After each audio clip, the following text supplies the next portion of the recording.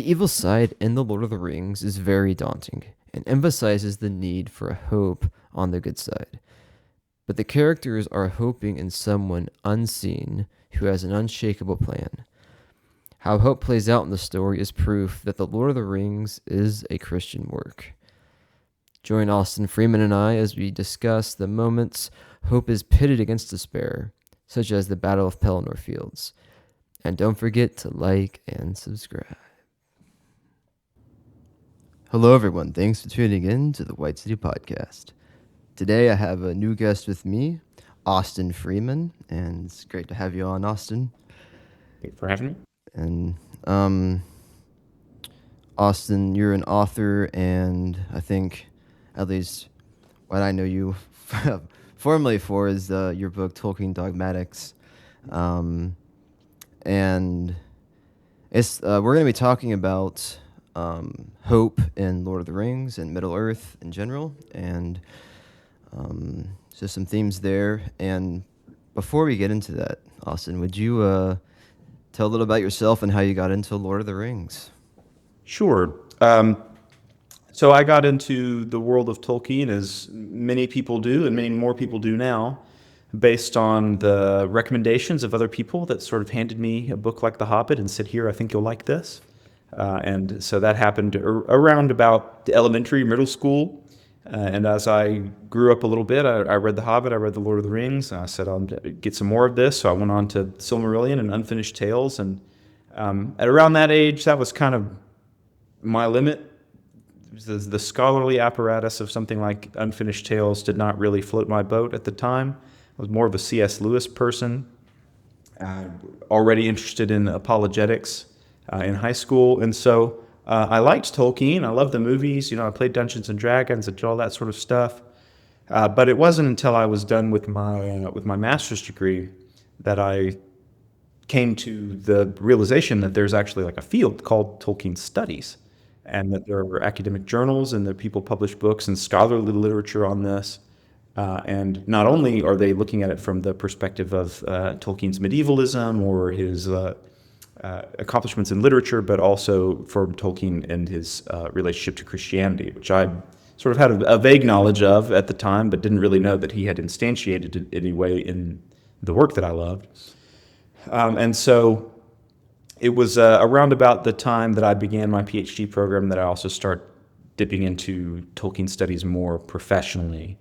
And I began to notice two things. One of the things was that Tolkien had quite a lot to say, and rather sophisticated things to say about theology, despite his claims never to be a professional theologian, which of course he wasn't. And I said, I could probably come up with something to say about pretty much every aspect of a standard Christian systematic theology, just from Tolkien, from the recorded statements that he has. And that paired along with the second thing that I noticed in Tolkien studies, which is that a lot of people don't like that. And so there is a split, there is a gulf, as maybe not quite as deep as the Gulf of Khazad-dûm, but it's a deep gulf between, there's a group of people who are Christians and who therefore like Tolkien because he is a Christian and believe that Tolkien is doing some sort of evangelism through his work, which he's not. And then there's another group of people who are not Christians, or at least don't believe that it's appropriate to treat Tolkien from a Christian perspective, and that therefore his Christianity, his theology ought to therefore have no bearing on our interpretation of the work. And so I tried to publish Tolkien Dogmatics, which came out concurrently with my completion of my doctoral work. It was not my dissertation. I was working on it at the same time as my dissertation, which I do not recommend to anybody looking to pursue doctoral work. But I kind of said, look, if I can write this book, then, sorry, I've got two very active dogs. It might happen a couple times. If I can write this book, then there's clearly something to the position that Tolkien takes his Christianity seriously, right? And I kind of knew that I might not convince anybody, but it was a worthwhile project anyway. And especially since Tolkien, unlike C.S. Lewis, does not keep his Christianity on the surface, right? If you want to know what C.S. Lewis thinks about something like the Incarnation, you just like go read C.S. Lewis. But Tolkien needs to be mined, and he needs to sort of be synthesized in order to cultivate these sorts of ideas.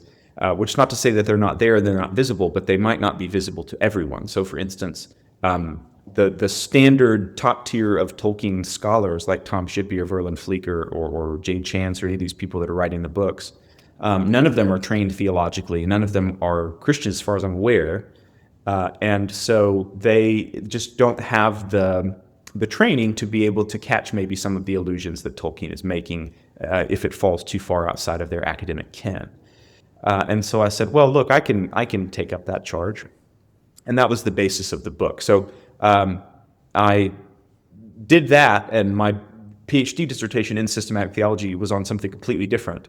But the side project, which was Tolkien Dogmatics, has kind of now become my career. And so I'm the chair of the apologetics department at Houston Christian University, formerly Houston Baptist University.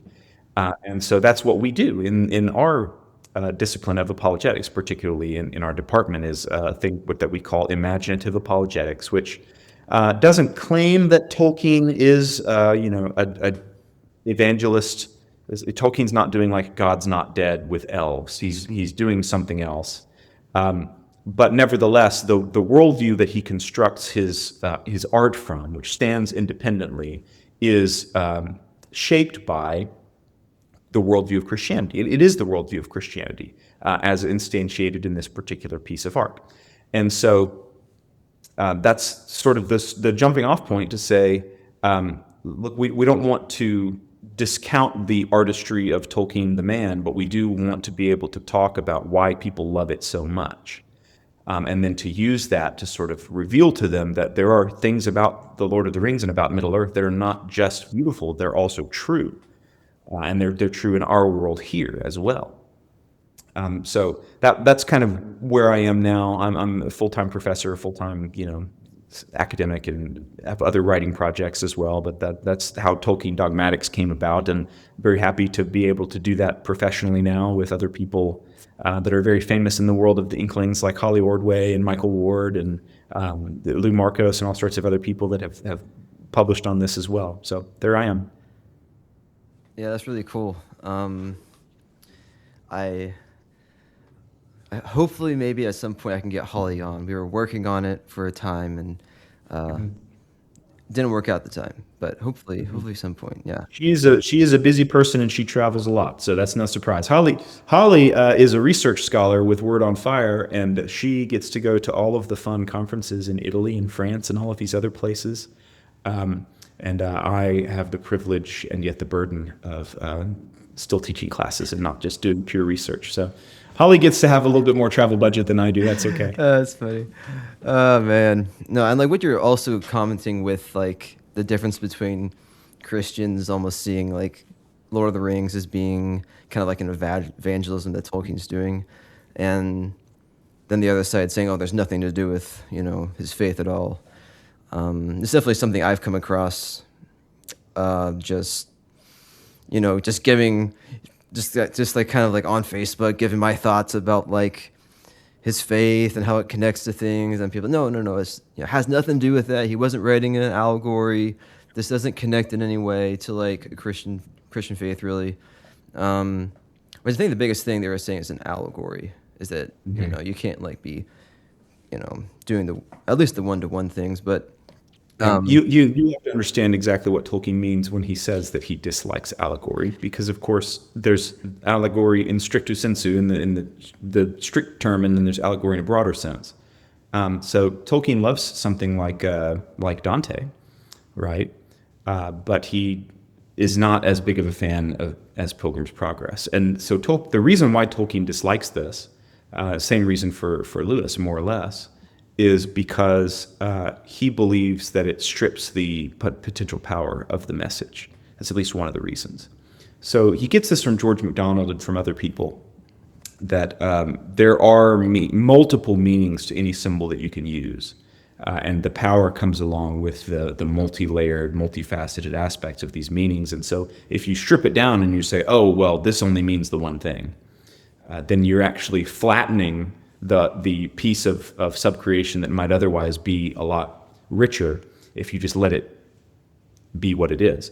But Tolkien has other comments in his letters. These always get taken out of context in order to prove a point rather than to try to understand, it seems like. And so Tolkien has other comments in his letters where he says that the more true an allegory is, the more that it looks like real life.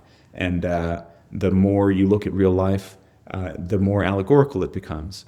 And so he has all sorts of pleasant things to say about allegories. He uses them himself. Many other scholars have pointed out that he employs several allegories in Beowulf, the Monsters and the Critics, for instance. So no, the Lord of the Rings is not an allegory. The ring does not mean a nuclear bomb. Elves do not represent anything. They're elves. They're people. That doesn't mean that there is no symbolic resonance that can be mined. That's a very different claim.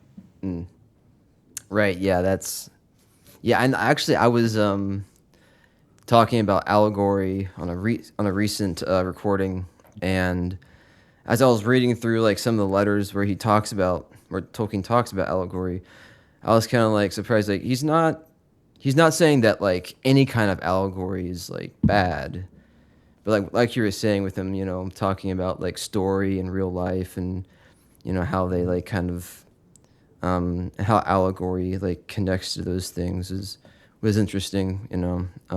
Have you read? So you've read Smith of Wootton Major is one of the last things he wrote, yeah. I have not. Oh, okay. So this is one of those that flies under the radar for a lot of people.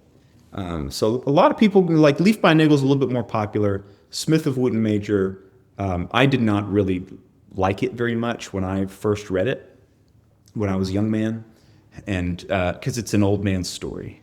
Tolkien is writing it as an old man looking back on his life. And so the older I get, the more I begin to appreciate it. And so anyway, Smith of Wootton Major is a fairy tale. It starts off as Tolkien writing an introduction to an edition of George MacDonald's The Golden Key. And he doesn't really like MacDonald very much anymore, but he's going to write the introduction, and he says, this is what a fairy story is, this is the genre that this is. And it's not this, it's not this. In fact, it would look something like this. And so then within the introduction, he starts to give an example fairy story, and then it gets away from him. And he says, no, I'm not going to do this introduction anymore, and withdraws from the project. And then he writes Smith of Wootton Major instead, which was the impetus for the project. Anyway, there's a critical edition that came out that Verlin Flieger edited. And so Smith of Wootton Major is a short story. It's not very long. But then there's all sorts of supplementary material, which has Tolkien's like charts of his chronology of when the events are happening to keep things straight, the cast of characters, including characters that never appear in the story but are relationships of other characters, interpretive essays where he's sort of describing what he's doing in the story. I say all this to say that within that interpretive essay that Tolkien himself writes about a story that he has written, he says, there is no allegorical significance to the fairyland in the story, but there is to the other world. And then he starts to say, well, like there's a cake in the story that is baked and like a village hall. And he says, well, this is the church, and this is the relationship between the church and the mundane practices of the world. And this is their religious system. It represents their religious system. So even very late in his life, Tolkien is in his own work telling us that he is inserting religious symbols into his work, not into the fairyland element of it, but into other aspects of it. We shouldn't overblow this. We shouldn't go mining for everything to mean something. It doesn't have to. Tolkien's very insistent that the work has its own integrity. It stands on its own. But just as in the real world, because it feels like the real world, there are symbolic elements to the story, and the way the pieces fit together can also be mined, as we said, for the treasures within. And so that's, for example, the theme of hope, the theme of death, theme of technology. The way that he talks about these things, he talks about them in a recognizably Christian way. But we shouldn't approach Tolkien from the perspective of, well, the dwarves represent greed, or, the seven deadly sins, or any of this sort of stuff. It's a much more organic sort of process. Yeah. No, that's an interesting point there. Yeah, um, it's not like there are any like strict rules about it for how he thought of it. Um, yeah, so this might kind of be a good segue into like talking about hope, and um, I guess like there are a lot of thoughts that like come in my mind, but I guess one kind of, I do want to like, I don't like to just have like a completely rigid Christian kind of look on Lord of the Rings, if it like isn't supposed to be there in a sense. I don't know if that makes sense, but I think like with hope, something that, you know, I think it's a big part in Lord of the Rings, and I also think that it is like ties it to like a Christian theme in a big way that kind of in a sense you look at Lord of the Rings and you say like, oh yeah, this makes sense that there's, a Christian worldview here. So how is that like manifested? Like what aspects of like Lord of the Rings, or like kind of maybe like particular parts to it that really kind of show like the importance of hope in the story? One of my colleagues at HCU recently went to a conference where he presented on the theme of hope in The Lord of the Rings, and he told me that he expected it to be sort of an easy paper to put together, that he would just grab a few of the best passages and talk about it and connect it to the hope as a theological virtue, one of the three theological virtues, and that would be that. And I said, that's not how it happened, was it? He said, no, it wasn't. Because once you start pulling on that thread, it brings almost the entire rest of the mythology together with it. So hope is, as are many themes, hope is close to the center of what Tolkien is doing. And I think that's not surprising if you're familiar with The Lord of the Rings specifically. But even if in some of his other works, like the Children of Húrin, or Beren and Luthien, there's always this aspect of hope versus despair. And that's the key paradigm, is hope is always evaluated against its opposite in Tolkien. The happy ending is never just a purely happy ending. It's always also mixed with sadness. And that's why it feels so real and so significant, because that's how the real world works. And so when we start to look for hope in The Lord of the Rings, we obviously see the word itself show up in several significant places. So, for instance, when they're debating what to do, Gandalf and the rest of the company, right? Gandalf, they said, "Is there any hope?" Gandalf, he says, "There never was much hope, only a fool's hope." And Gandalf doesn't, of course, mean we were all idiots in order to do this.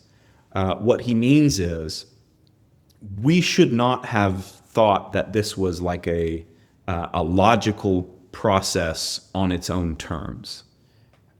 Nevertheless, we are wise to do this, and Sauron is foolish to ignore it, because this is not the only plane at which the game is being played. So Gandalf and Aragorn and these others who embrace hope and resist despair, they are also the ones who acknowledge that, as Gandalf says, there are more powers in this world than just Sauron, than just the maker of the ring.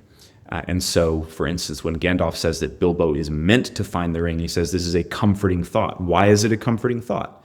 Frodo doesn't know, and he says, "No, Gandalf, I don't understand you." Because Frodo doesn't have this knowledge yet. He gains it as he grows in what Tolkien calls in his letters spiritual sanctity. So hope is always in something that is hidden, something that is above the ordinary course of the world, rather than looking around us right now. And so you've got that great scene where Sam points up to the star above the rack of clouds in Mordor, and he says, "Look, there's light and beauty up there, forever beyond the shadow's reach." Why? Because there is a world in which this is just a small thing that's going on, but there's a much vaster canvas on which all of this is being painted. If you go back to one of Tolkien's earliest bits of the mythology, the Ainu Lindala, which now in the published Silmarillion is the opening creation myth, you have Eru Iluvatar, who is God, and he is responding to the discords, the disharmonies that are brought in by Melkor, who is Satan. And we see that Eru is able to weave and redirect all of these disharmonies into something that is better than it would have been before. And he gives us all these examples. And so remember, this symphony is the story of creation. It is the history of the world that is being played out. And so when we're reading the Silmarillion saying Eru Iluvatar is weaving all of the evil into some greater plan, then we also need to be applying this to what's going on in the Lord of the Rings, because it's the same story. And Sam, again, gives this exact statement when they're on the stairs of Cirith Ungol. They're talking back and forth. Do you ever think we'll be in any stories? Very sort of modern metafictional statement where they're talking about themselves.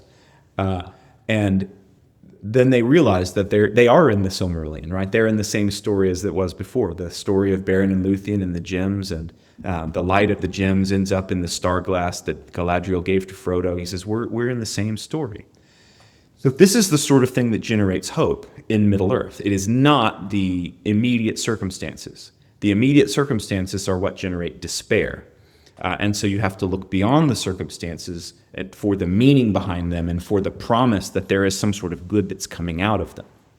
You see people that fall victim to this despair throughout the story. Denethor is probably the prime example of this.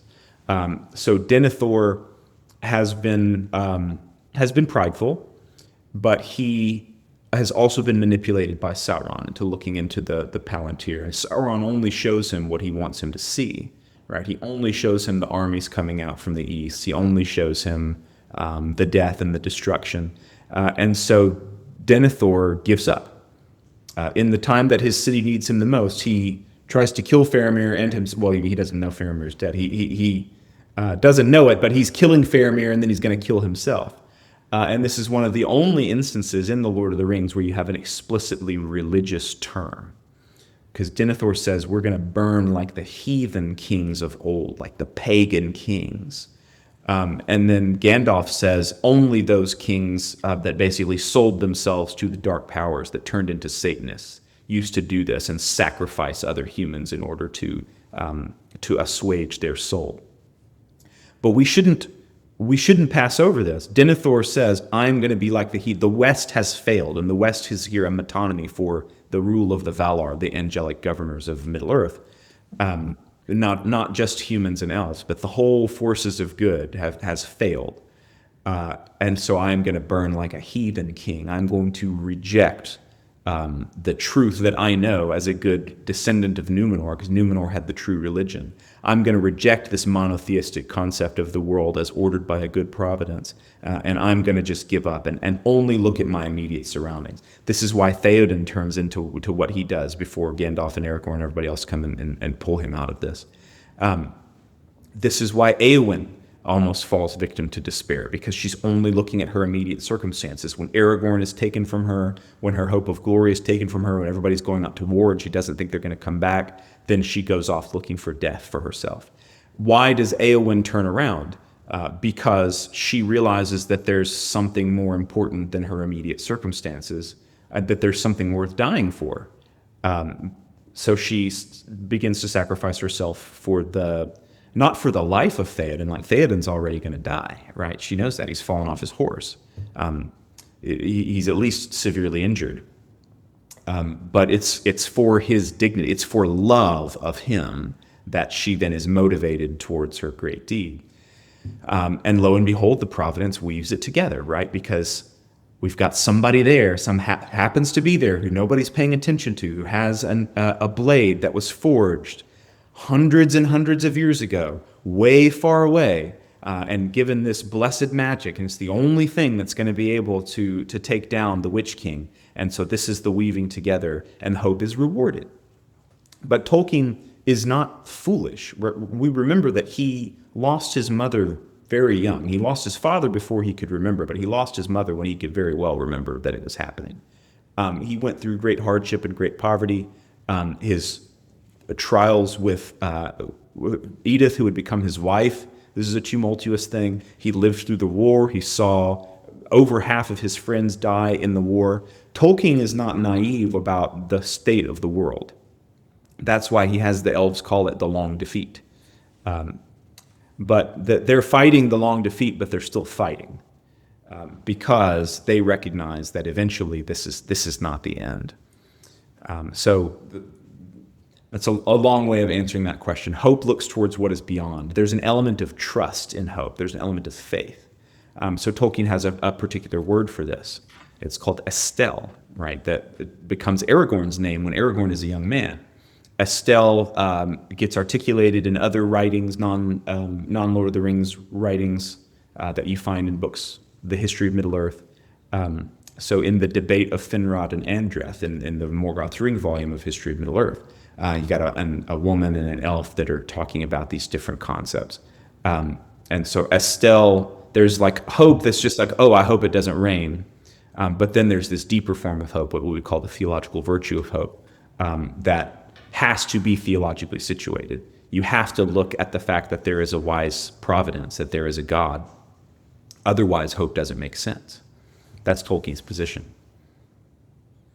Interesting. So it's kind of, yeah, because you were saying it's hoping in something you can't see, and that's made significant because there is a divine being. Yeah. Mm-hmm. Okay, yeah. Yeah, so something else I also think with this is, like you're saying with despair, right? There are high stakes in Middle Earth in Lord of the Rings, right? And typically the evil side seems to be much more powerful than the good side whenever to think like Minas Tirith and things like the Fellowship running into the Uruk-hai-Andal, like all these different situations where it's They're always on the back foot, yeah. right, exactly. So yeah, so I feel like that's where hope really kind of comes through in the story. And so you notice Boromir, for instance, at the Council of Elrond and elsewhere, Boromir has a form of hope, which is that if we could just get this ring, this really powerful weapon, then we could save the city.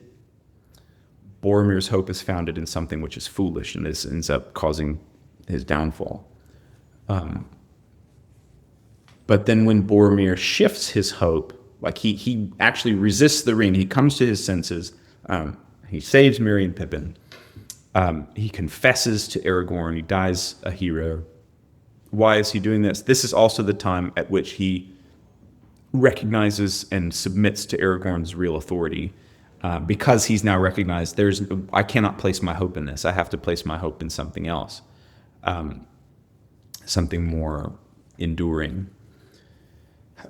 And so he becomes a king's man at the end of his life. And Aragorn, of course, in Numenorean understanding, the king is also the priest of the nation, the only priest of the nation.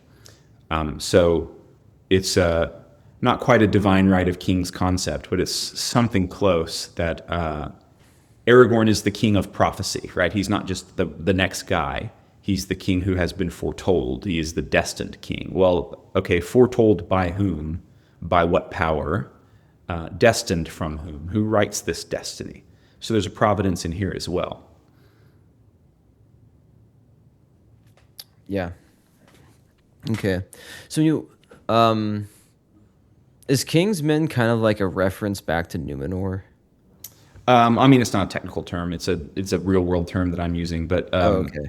And that's it. When Tolkien uses it, it's the same thing. Like just that these are the party of the king. Okay. In the early Middle Ages, you would have the comitatus, like you see this in Beowulf. You have the war band. So rather than a standing army, you just have a king who is has the personal allegiance of various warriors and thanes and nobles, and he gives them gifts, and they give him armed service. And so you're a king's man when you are just somebody who is loyal to the king. Yeah. So like,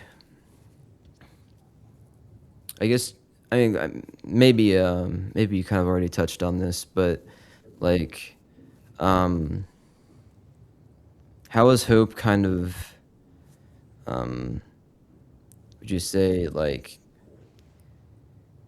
is most significant in the sense of um uh I don't know, maybe this isn't I feel like in I think there might be a difference between like the way that the movie does this and the book does this. But you have like the Tree of Gondor and remember like in the movie like Pippin is talking with Gandalf and like there's the tree he's seeing and I think Gandalf might say some reference about hope with regards to the tree. Yeah. So why do they still guard it? Says they guard it because they have hope. Yeah. Yeah, I don't know that in the book though that has the same meaning around the tree. So this tree is really significant because it's in a line of descent from the two trees at the dawn of creation. And Gandalf in the book actually says that this tree's line is older and nobler than yours is, Aragorn. And so it's a sapling that descends down through. It unites them to an unfallen world. It unites them to Numenor. Unites them to the older ages of Gondor itself. And so the tree blossoms when the king returns. Right. The tree is in flower when the king sits on the throne. And this is another sort of medievalist classical conception. You see it in Arthurian legend with the Fisher King, right? That the health of the land is connected to the health and the reign of the king. And so the tree is dead because the king is gone, and the tree is dead. They in the books they go up into the mountains above Minas Tirith and they find a new sapling which has gotten here somehow, they don't know how, and they plant that tree. So it's a new beginning. But the idea is, yeah, that this is a symbol that even in Middle Earth is explicitly tied to the reign of the king, therefore the health of the country. So hope in the movie, I don't know. They guard it because they still have hope. They hope that the king will return. And you could spin that out into a theological resonance, because kingship is ultimately like a reflection of God's kingship. But in the movie, I think you're right. It doesn't have that same cachet. It's the symbol of Aragorn is Aragorn is a symbol, a representation of Christ in some respects. He isn't a Christ figure in any more way than any other hero would not be a Christ figure. He's just a very, very good example. So yeah, I think you're right. Okay. Yeah, because I remember having talked about it a little bit before, and like you're saying, the tree in Minas Tirith in the book is dead, and they have to get a new sapling to replace it. Yeah. And it's almost like it seemed to me that if the people have hope, then the tree's gonna have more blossoms. That's what I felt like the movie kind of was trying to lead people to believe. Yeah. But Kind of like believing in Santa Claus, right? The end of Elf, that Santa Claus only has his powers if everybody believes in him. yeah, that's right. That's not how it works in Middle Earth. That's right. Oh my. Oh wow. Um. Yeah. So. I feel like I'm just kind of going through these questions, one by one. But I feel like they're all. Well, so when we start talking about hope in the Lord of the Rings or in Middle Earth in general, as we already said, we're going to hit straight to the heart of a lot of the things that are important to Tolkien. So it's Yeah. the right place to look. Yep. So I think that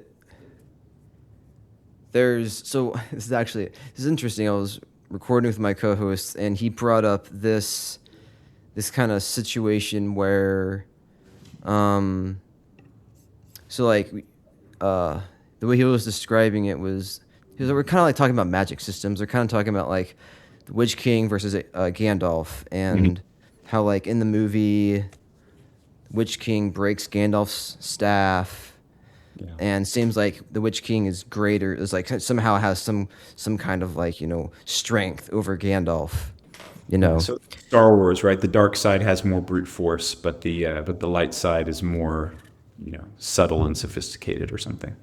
So two things about this. Number one, Tolkien is the opposite of most modern storytelling, because most modern storytelling has this increasing stair step. The threat has to constantly be escalated in order for people to be excited. And so when you defeat Loki, it only turns out that Loki is the lieutenant and Thanos is the real bad guy, and he's still lurking back there. And then when you beat Thanos, then you've got to have something even worse that's coming afterward, and it just goes up and up. But in the Lord of the Ring, in Middle Earth, is the opposite, right? So Sauron is just a lesser lieutenant. He's a lesser being. He's a Maya. He's not one of the mightiest Valar. Melkor's already gone. And so even within the Lord of the Rings, we see this decline. Evil is decline because evil is decline. God is being, goodness is being. And so when you depart away from this, you're also departing away from existence itself. And so we see, Melkor, who is all of the Valar together teamed up can't defeat him. But the more evil he gets, the more he pushes his power out into his armies of orcs and other things, the more he diminishes himself, until eventually they say he's just basically like a big tyrant in a fortress, and they go in and they chain him up and they throw him out of the walls of the world. So he diminishes himself. And then you've got Sauron, and then within the story you've got Saruman, who is lesser than and more pathetic than Saruman. And even within Saruman himself, he starts as the greatest of the White Wizards, and he ends as this beggar on the street outside of the Shire that gets stabbed by his lackey and ends up in the dirt. And so evil's always this decline narrative. So the idea that you would have like, okay, well, who's stronger, Gandalf or the Witch King? That is not even a Tolkienian question, right? Because number one, you don't measure power in terms of like your ability to kill somebody else. That's not what real power is. But also, Gandalf clearly is stronger than the Witch King. And in the book, Tolkien says it exactly right, because the Witch King never even has to fight it. It's Gandalf who has moved the pieces along the board so that at the time that he and the Witch King are about to face off, you then hear the horns of Rohan, and the Witch King has to fly away and deal with this, and then he gets killed. So Gandalf, because he's relying explicitly on divine providence and just doing the work that he's been called to do as one of these angelic wizards, like the power is now not just his. It then gets incorporated into this much larger story. And so Gandalf's power shows not in the fact that he's about to like trade punches with him, but in the fact that he never has to fight him in the first place, because Gandalf is part of something larger. Tolkien says this in his letters. He says, when Gandalf died on the bridge, he knew that he was going to die. And he did not know that he was going to be resurrected. But he did have this trust that there was a power that ordained everything, and that right now his duty, he's like, I don't know how they're going to get this ring to Mordor if I'm not here, but it doesn't matter, because this is how I save my friends, and this is the right thing to do right now. And so I'm going to trust that God and the Valar are going to deal with this, and I'm just going to do what is called upon me right now in this moment. And so as a reward for this, or as a confirmation of this, rather, he is sent back to Middle Earth with elevated power because he hoped in the right thing. And so I think that's one of the prime symbols, one of the prime locations in which you can see, like, this is the difference between the forms of hope that different people have. Tolkien writes about this elsewhere in the context of this poem, The Battle of Malden. So the homecoming of Beorhtnoth, it's another short piece that Tolkien wrote, and he's got an essay attached to it. There's an Anglo-Saxon word called overmod, which basically translates to like overweening pride. And so if you're an Anglo-Saxon warrior, or if you're a Germanic warrior, you don't really believe that you need to survive. Because you don't have to think about the big picture. You just do the thing that's in front of you. And so, like, even your gods are going to die, right? That's what Ragnarok is, Tolkien says. You just do the right thing anyway. And so that's another big aspect of hope for Tolkien is, like, you are not responsible for turning the wheels of the world and for forcing this to happen. Your duty is to do the one right thing that you have in front of you right now. And then the role of hope is to inform you and to assure you that if you do this, it will be okay. You may die, but it will be okay. So do you think there's maybe this is kind of what you're trying to get at, but do you think there's somehow like a connection with like how much hope people have and like I mean, I guess you could say maybe like how much corruption or evil is like kind of going on in that situation? So in terms of like the more corrupt things are, the more hope there is? Yeah, kind of like that idea. I mean, I guess, yeah, basically. Or is it like if there is more hope, like is that showing that there is like that's overcoming the corruption, I guess, Yeah. or evil? So for Tolkien, corruption ultimately is going to overcome itself because it's self-defeating. And that's generally what you find in the Lord of the Rings. There's even a line that says, with this strange that oft evil will shall evil mar. There were works of the enemy by his own powers he was worsted, or something to that effect. That the idea is the weapon of the enemy always eventually turns it on itself. Sauron can't have any allies because by definition they're all competing against one another for power, and there can be only one. And so whoever Sauron chooses to ally himself with, he can't fully trust them. He's going to have to destroy them eventually, or they're going to destroy him. So the more corruption there is, in a way, it's true, the more hope there is, because the closer you get towards corruption, the closer you get towards non-existence.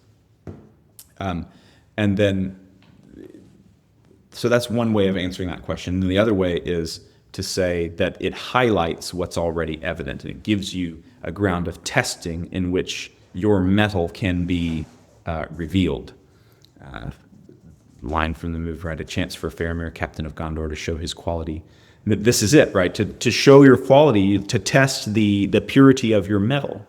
And so when you come up against these situations where the stakes are really elevated, then you have more opportunity to display these things. And I think that's why the trek of Sam and Frodo across the plain of Gorgoroth, like between them coming down from the mountain and coming down from the mountains and getting to Mount Doom, you just see these phrases over and over again about them trusting to luck, and our luck did not fail us, or our luck almost failed us, or we'll trust to luck again. And it's just like the largest concentration of luck words in the whole book.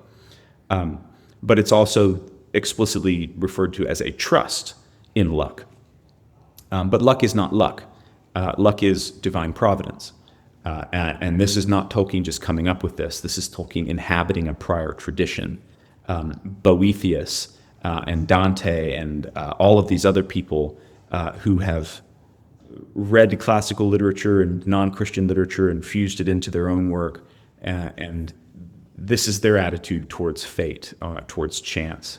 And so Tolkien is just positioning himself in the rest of the line of Western literature to say that when you trust to luck, if you understand what luck really is, then what you're trusting is the divine plan.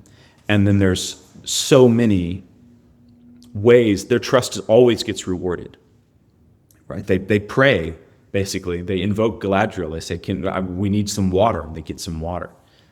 They do things which seem foolish and then end up saving them. So they come upon the orc train and they get out of the orc train. Anyway, I encourage you guys read these chapters again with the light of they're being guided through this passage, and they recognize that they're being guided.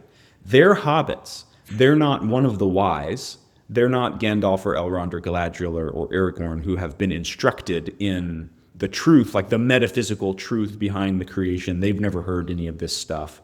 They're just hobbits. And so their language is going to be different. They're not going to be able to express themselves in these terms. They express themselves in the vocabulary that they have, but that is still what's going on. Yeah, it's interesting about luck. I think, have you ever read The Christian World of the Hobbit by Devin Brown? No, I have not. Okay. Well, anyways, in there he talks about luck coming up in The Hobbit, and he's like, this isn't like, Tolkien doesn't actually think that luck, is, it's, like, Tolkien believes in providence, not luck, that's kind of like something he was giving a argument for providence showing up in different times throughout The Hobbit. So, okay, another thing I was thinking, as you're kind of talking about the corruption, like corruption ultimately just like corrupts itself from Tolkien's perspective. So I've kind of like come across also that, like, would you say that Tolkien then believed that the only way the evil could be destroyed was by itself? Or do you think, like, because personally, as to my kind of, I don't know what you call it, theology or whatever, like, ultimately, like, I mean, evil's going to be destroyed by...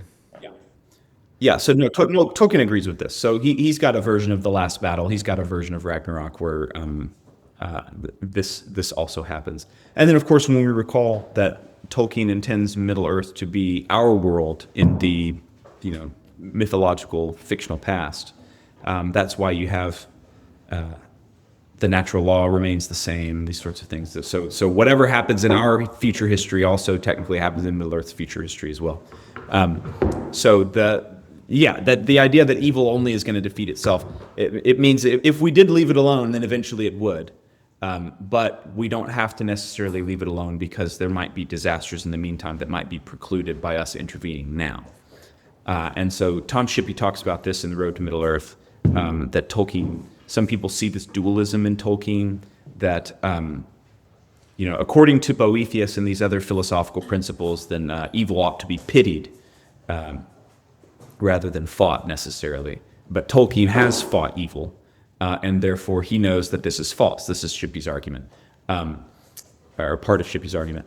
That's not true necessarily. Like, you can still see something that has been corrupted and want to intervene in order to save future suffering. So no, it's not that Tolkien thinks that evil exclusively needs to just be let alone to destroy itself, because you're not just looking at evil, you're looking at also the effects of evil on good things, and that's where you intervene. Yeah. No, that's very interesting. It's one of those things where I kind of have to think about it in terms of like what Tolkien would have thought, as opposed to maybe it's just something just in general with like theology and all that I have to like also think about more, because at first I'd be like, well, no, like, I mean, like, did the ring really destroy itself? In a way, In a way, it did. So we're popping back and forth between what's visible and what's invisible here, because the ring is Sauron's will and malice that he's formed. And so he's chosen to externalize a part of himself into this object. And this object is so malicious, therefore, and so threatening that it provokes a reaction against everybody around it. Right? The ring betrays the people that wield it. And so the idea that is maybe that was this inevitable from the point at which Sauron decides he's going to make this in the first place. Because when you make a weapon that you're going to turn against everybody, then you've also made everybody your enemy, including, little Bilbo and Frodo and all of the people that are orchestrating this plot. And ultimately, Gandalf acknowledges that they're not the ones that are orchestrating the plot at all. They could never have done this on their own. This is something that most people, I think, miss in the big, long Council of Elrond chapter. Certainly not present in the movies. There is no such thing as the Council of Elrond, right? They all independently just happen to be there at the same time. And again, and they explicitly acknowledge this. They says, "I have not called you here, but you're all here. And so we're going to sit here and talk about what to do with this ring." The providence becomes very translucent to the people that know about it in these sorts of moments. Anyway. Yeah. Yeah, I had forgot that about the Council of Elrond. Yeah. It is really interesting. And it's an interesting point that you pull with that. They couldn't have done this all themselves. It's it's crazy. And you were kind of referring to some of this at the beginning of the episode too, but there is as I've done my podcast and have more people theologically minded on here, I see more of people talking about providence and divine intervention and how this plays out in Lord of the Rings and then and like you were saying, there is this gap with people who aren't Christians and don't see it there at all. And sometimes I feel wow, I've always feel I need to kind of be more subtle about some of this stuff. And here I have guests coming on and they're just full send in the providence thing, and I'm all right. It's a strange thing because we're in a position now that for the first many decades of Tolkien scholarship, we did not have access to a lot of this stuff, right? So all people had when this came out was The Hobbit and The Lord of the Rings. They didn't have his letters. They didn't have the Silmarillion. They didn't have any of this other stuff.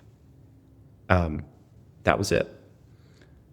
And so if you are not expecting to find it, most of the time you don't find it. He does this intentionally. He seems to think at least that it's kind of obvious that people should be able to pick up on it.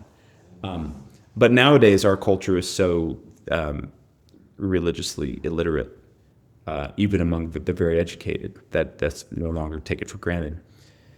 C.S. Lewis had the same experience with his Ransom trilogy, with Space Trilogy, is he thought that he was being super obvious about what's going on with the Dark Eldil and the Silent Planet, and this is just Christian cosmology, and nobody catches it. And so eventually he concludes well, I can just say whatever I want, right? I can teach a lot of stuff and nobody's going to realize. That's not what Tolkien's doing, but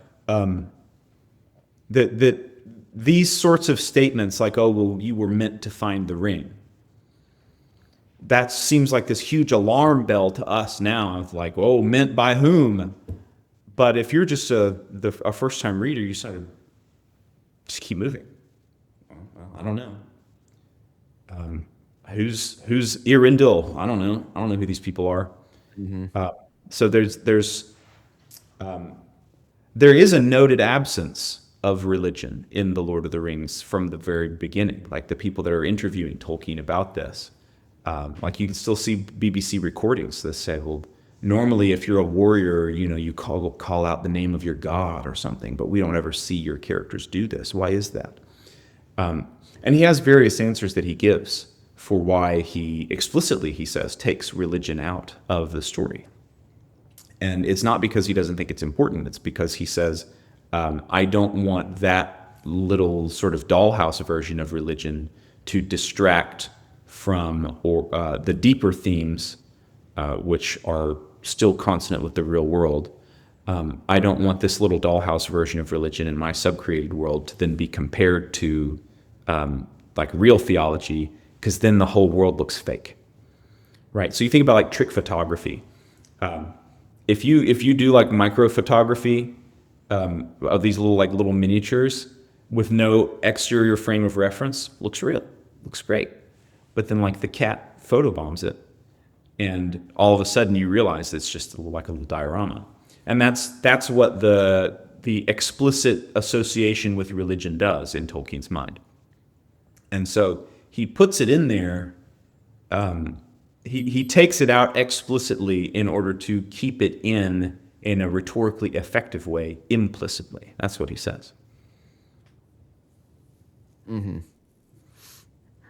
I always kind of wondered about that one quote of his in that letter where he's talking about how Lord of the Rings is fundamentally a Catholic and Christian work, and something about like more so in his revisions.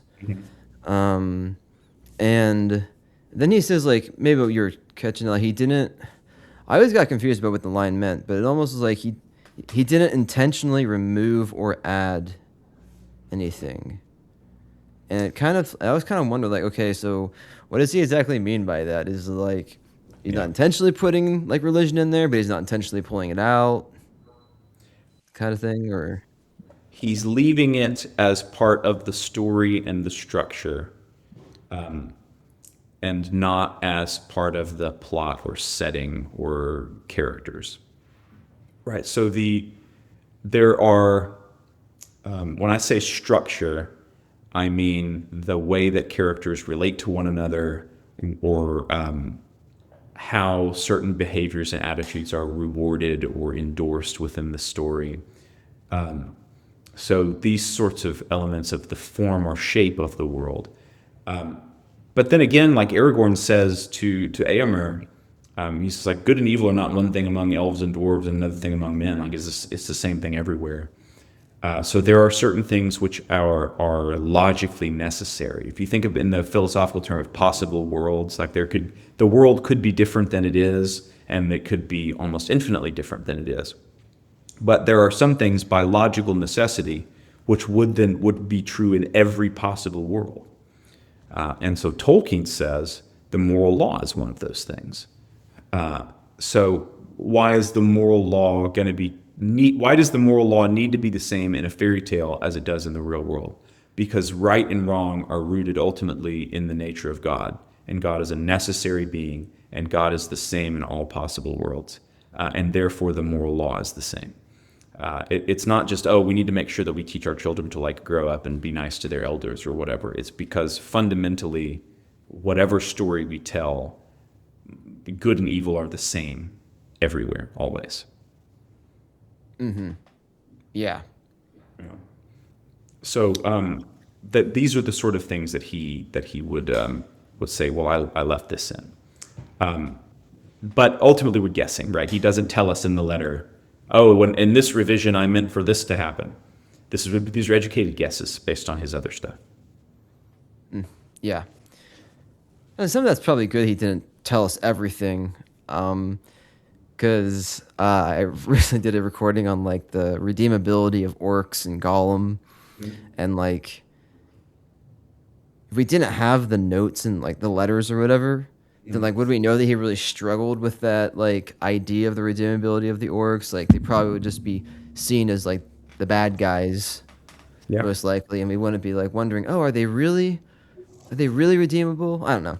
it's kind of like, There's enough in the Lord of the Rings itself to give us fodder for that, or at least to make it more complicated. So Faramir says, "I would not snare even an orc with a falsehood," and so partially that's like good on you, Faramir. That's maybe that's about you and not about the orcs. But it does say that you have like a moral duty still toward an orc. Then you've got Sam listening in on the two orcs that are debating after they find that Frodo's been stung by Shelob. They're like, "Yeah, it sucks here. Like we should just take a few trustworthy guys. We should go set up on our own." Like they have dreams. They're thinking about like going off and being free. So you can read it in different ways. I think at least in a few of these instances, Tolkien's trying to show us that like there is such a thing as an evil culture. And when you live in a culture that's as evil as orc culture, by both external and internal reasons, it's very difficult to not be evil. But what if you weren't? I think that is an open question that Tolkien allows us to ask. So I don't want to step on the toes of your other guests, your other episodes, but I don't see that as an invalid question. okay, yeah, yeah. Yeah. Yeah, that's interesting. So one thing I think actually I think I was listening to another podcast. What is it? It's Guilt, Grace, and Gratitude.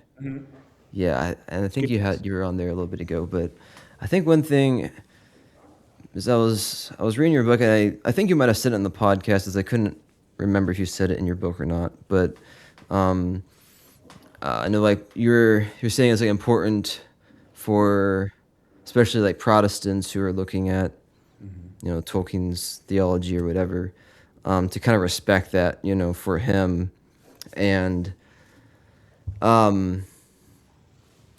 yeah, like we might disagree with some of that stuff, even though that's I guess maybe like what kind of goes through my mind is that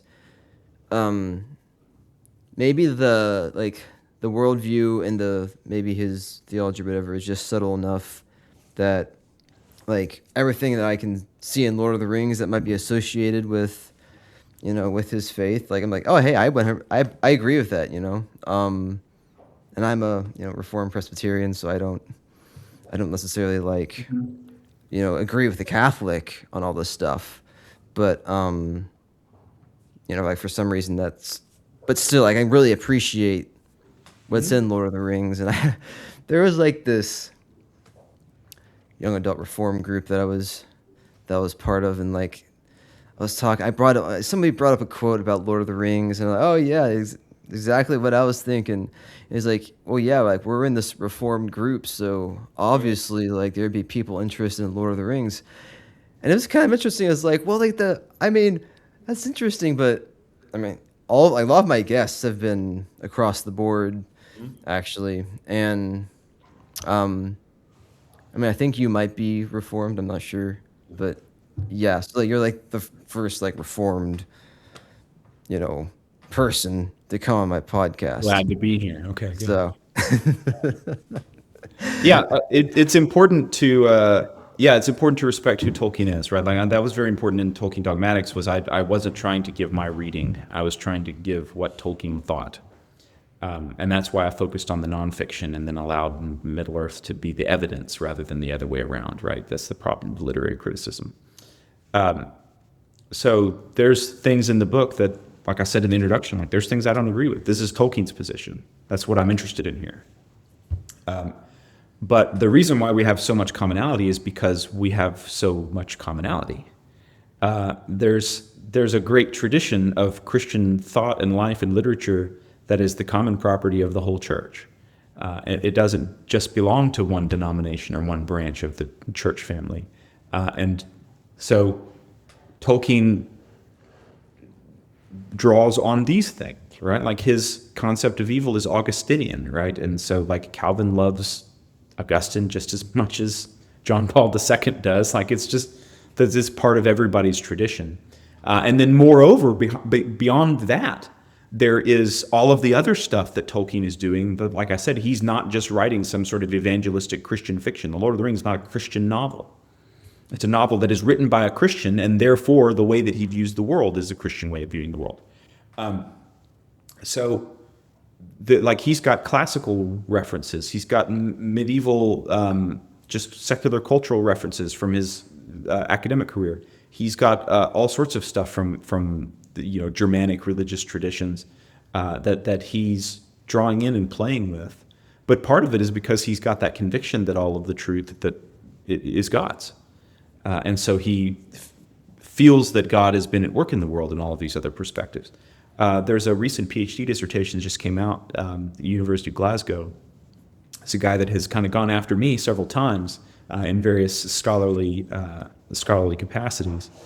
And the thesis of the dissertation is like the Lord of the Rings can be enjoyed by non-Christian people. That it does not have to be interpreted Christianly in order to be enjoyed. It can be post-Christian. Yeah, like I don't have a problem with that. I would I gave the impression that like you can only read the Lord of the Rings from a Christian lens, then I would want to retract it. I don't think I did, and I wouldn't want anybody to claim this. There's a reason why it's Buddhists and everybody else all across the world like this. People still really like this story. It's a good story. It can be enjoyed as a good story. And because good and evil is the same everywhere, the things that they're seeing are resonating with them about why the good guys are good guys and the bad guys are bad guys, and why the people that are mixed together, everybody's mixed together in it, right? Everybody's got flaws.